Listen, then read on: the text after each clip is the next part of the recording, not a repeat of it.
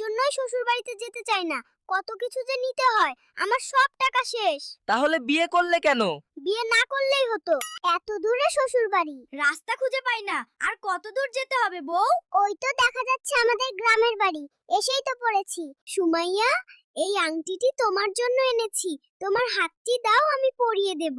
এই ছোট্ট আংটি দিয়ে আমি কি করব? জীবনেও শুনি নাই শ্বশুর বাড়িতে গরু নিতে হই। সবই আমার কপাল। ওই গরু তো পালিয়ে গেল, এখন কি করব? সুমাইয়া, তুমি গতকাল সিয়ামের সাথে ডেটে কেন গিয়েছিলে? এটা আমার ব্যক্তিগত ব্যাপার, তোমাকে কেন বলবো?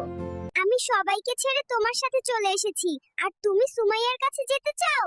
সুমাইয়া আমার প্রথম ভালোবাসা, আমার জীবন। এই নাও পাসপোর্ট, মধুচন্দ্রিমায় নিয়ে যাব।